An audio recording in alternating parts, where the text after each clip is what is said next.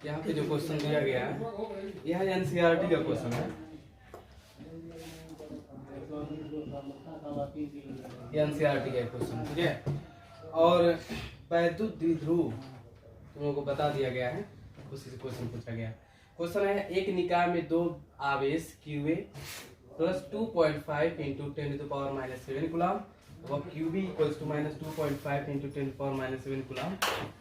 स्थिति A 0,0 -15 centimetre और B 0,0 plus 15 centimetre पर स्थित है। कुल आवेश तथा विद्युत द्विध्रुव आघूर्ण का परिकलन कीजिए। तो बताओ वैद्युत द्विध्रुव का कुल आवेश कितना होता है? 0 होता है ना। अगर हम लोग कुल आवेश की बात करें तो देखिए एक काम करते हैं, पहले दोनों को स्थिति दिखा देते हैं। पहले आवेश की स्थिति कितना है? 0,0, -15 सेंटीमीटर। मतलब x का वैल्यू 0 है, y का वैल्यू 0 है और z का वैल्यू -15 सेंटीमीटर है। तो हम यहाँ पे एक कोऑर्डिनेट सिस्टम बना देते हैं, ठीक है। देखो यह मान लेते हैं y है, ये x है और ये क्या है? z। ये प्लस z दिशा होगा तो ये क्या होगा? -z। अच्छा देखिए अगर x का वैल्यू 0 है, y का वैल्यू 0 है और z का वैल्यू -15 सेंटीमीटर है तो वह पॉइंट A कहाँ पर होगा? z अक्ष पर होगा ना, ठीक है। ये हो गया QA, यहाँ पर QA है, ठीक है। इसका स्थिति क्या है? 0,0 -15 सेंटीमीटर, ठीक है। और दूसरे आवेश की स्थिति कितना है? 0, 0 प्लस 15। तो z अक्ष पर ही x का वैल्यू 0 होगा, y का वैल्यू 0 होगा, ठीक है। यहाँ से इस पॉइंट पर देख लो, यहाँ पे यह कितना होगा? 0,0 प्लस 15 सेंटीमीटर। z की दिशा में प्लस सेंटीमीटर है ना। तो यहाँ पर QA है और यहाँ पर QB है। अब ये चीज देखो, जितना QA का वैल्यू धनात्मक है उतना ही QB का वैल्यू क्या है? ऋणात्मक है। तो QA और QB दोनों आवेश मिल करके क्या बनाएंगे? एक वैद्युत द्विध्रुव बनाएंगे। क्या बनाएंगे? एक वैद्युत द्विध्रुव, ठीक है। इस वैद्युत द्विध्रुव का कुल आवेश पूछ रहा है, तो कुल आवेश कितना होगा? दोनों आवेश को क्या कर दीजिए? जोड़ दीजिए। कुल आवेश, तो कुल आवेश कितना हो जाएगा? QA plus QB। QA कितना है? 2.5 इंटू 10⁻⁷ और QB कितना है जी? -2.5 इंटू 10⁻⁷। दोनों को जोड़ेंगे तो कितना आ जाएगा? 0। कुल आवेश इस वैद्युत द्विध्रुव का कुल आवेश क्या होगा? 0। दूसरा क्वेश्चन पूछ रहा है विद्युत द्विध्रुव आघूर्ण मतलब P का वैल्यू। तो आप जानते हैं P इक्वल टू क्या होता है? Q इंटू Q मतलब किसी एक आवेश का मान रखना है, किसी एक चार्ज का वैल्यू। किसी एक चार्ज का वैल्यू कितना है? 2.5 इंटू 10⁻⁷। और दोनों आवेशों के बीच का डिस्टेंस बताइए कितना होगा? ध्यान से देखकर बताओ, दोनों आवेशों के बीच का डिस्टेंस कितना आ रहा है? ट्वेल मतलब वही होता है। ट्वेल क्या होता है? दोनों आवेशों के बीच की दूरी। तो बताओ कितना होगा? हाँ, यहाँ से यहाँ तक 15 सेंटीमीटर और यहाँ से यहाँ तक 15 सेंटीमीटर। तो टोटल कितना डिस्टेंस हो गया? 30 सेंटीमीटर है। तो आप क्या करेंगे? इसको मीटर में कन्वर्ट कर देंगे, ठीक है। मल्टीप्लाई कर दीजिए तो 25 तिहाई 750, एक अंक बाद दशमलव लगा दिए। 10 पे -7, 10 पे -2, 10 पे -9, कितना आ जाएगा? 7.5 इंटू 10⁻⁸, ठीक है ना। और यूनिट क्या होगा? तो आवेश का मात्रक क्या होता है? कूलम और डिस्टेंस का मीटर। यही क्या हो जाएगा? द्विध्रुव आघूर्ण हो जाएगा। यह एनसीईआरटी का क्वेश्चन है, ठीक है। दोनों आवेशों का पोजीशन दे दिया है और इसके बाद क्या पूछ रहा है? द्विध्रुव आघूर्ण। यहाँ पर दे दिया एक वैद्युत द्विध्रुव 10⁵ न्यूटन पर कूलम के वैद्युत क्षेत्र में 30 अंश के कोण पर रखा गया है। अब कह रहा है और उस पर 6 इंटू 10⁻⁻24 न्यूटन मीटर का बल आघूर्ण लग रहा है। वैद्युत द्विध्रुव के आघूर्ण की गणना कीजिए। मतलब इस क्वेश्चन में यह किसका मात्रक होता है? न्यूटन प्रति कूलम। न्यूटन पर कूलम किसका यूनिट है? वैद्युत क्षेत्र का ना, इलेक्ट्रिक फील्ड का ना। तो यहाँ से E इक्वल्स टू कितना हो जाएगा? E इक्वल्स टू कितना हो जाएगा?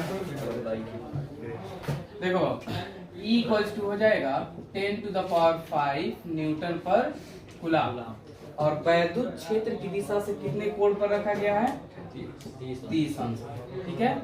और उस पर कितना बल आघूर्ण लग रहा है? ध्यान दीजिएगा, किसका मान दे दिया है? बल आघूर्ण का मान दिया है। मतलब ये टाउ का वैल्यू दे दिया है 6 × 10⁻24 न्यूटन मीटर। और आपसे पूछ रहा है द्विध्रुव आघूर्ण, वैद्युत द्विध्रुव आघूर्ण की गणना कीजिए। तो हम फार्मूला क्या लगाएंगे? यहाँ पे कौन सा फार्मूला लगाएंगे? टाउ इक्वल्स टू क्या? Tau equals to P sin theta. Tau equals to होता है PE sin थीटा। ठीक है। हमको P का वैल्यू पता करना है ना, तो P इक्वल्स टू क्या हो जाएगा? Tau upon E sin theta. Tau का वैल्यू कितना है? 6 × 10⁻24। E का वैल्यू कितना है? 10⁵ और साइन 30 डिग्री। तो साइन 30 डिग्री का वैल्यू सबको पता है ना, कितना होता है जी? 6 × 10⁻24 इंटू 10⁵ इंटू 1/2। ऊपर चला जाएगा ना, 6 दूना 12, 10 पे -24 और +5, 10 पे +5 ऊपर जाएगा, -5 हो जाएगा ना।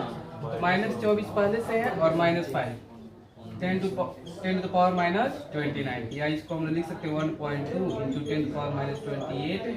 और P का मात्रक क्या होता है? Coulomb metre. ये आंसर हो जाएगा। ठीक है। यह जो क्वेश्चन है, ठीक है, यह जो क्वेश्चन है, इस क्वेश्चन में क्या दिया है? +5.0 × 10⁻7 कूलम तथा -5.0 × 10⁻7 कूलम के बिंदु आवेशों के बीच की दूरी कितनी है? 1 सेंटीमीटर है। ठीक है। इन आवेशों से बने वैद्युत द्विध्रुव की अक्ष पर, किस पर? अक्ष पर केंद्र से 50 सेंटीमीटर की दूरी पर स्थित बिंदु पर वैद्युत क्षेत्र की तीव्रता की गणना करना है। साफ साफ पता चल रहा है, यहाँ पर एक धन आवेश है जितना, उतना ही माइनस। ये दोनों आवेश मिलकर क्या बनाएंगे? वैद्युत द्विध्रुव बनाएंगे ना। ये दोनों आवेश मिलकर वैद्युत द्विध्रुव का निर्माण करेंगे, इलेक्ट्रिक डायपोल का निर्माण करेंगे। ठीक है। अब यहाँ पर मैं बना दे रहा हूँ, एक ये आवेश हो गया और एक आवेश हो गया। ठीक है।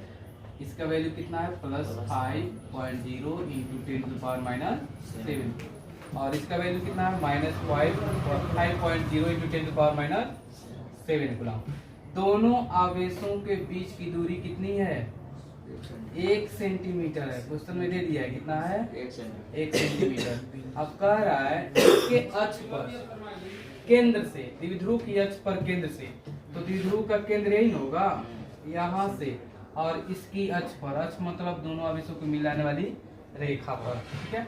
एक पॉइंट P मान लेते हैं और केंद्र से कितनी दूरी है? 50।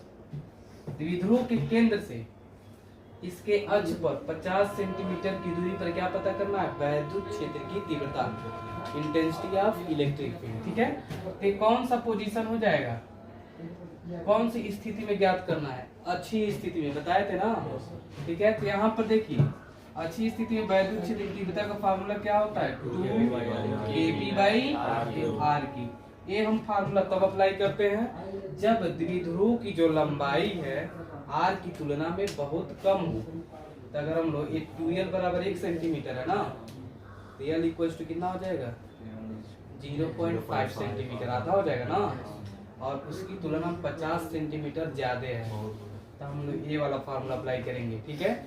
अब देखिए, इसको अप्लाई करने के लिए आपको पहले क्या निकालना पड़ेगा? P का वैल्यू। चलिए पहले P का वैल्यू निकाल लेते हैं। P इक्वल्स टू क्या होता है? Q × 2l। Q का वैल्यू, किसी एक वैल्यू, चार्ज का वैल्यू, और दोनों के बीच की दूरी कितना? 1 सेंटीमीटर है ना।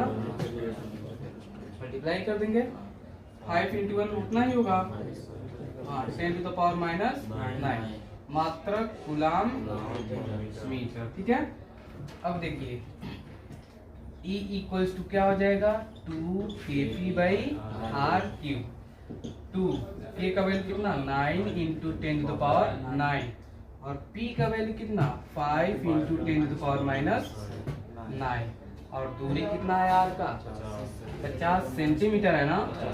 50 × 10⁻² का क्या करेंगे हम लोग क्यूब कर देंगे, ठीक है। 50 × 10⁻² का क्यूब करना है, ये तो आसान है, ठीक है। यहाँ से देखो 5 × 10 और 10 9 90 90 हो गया।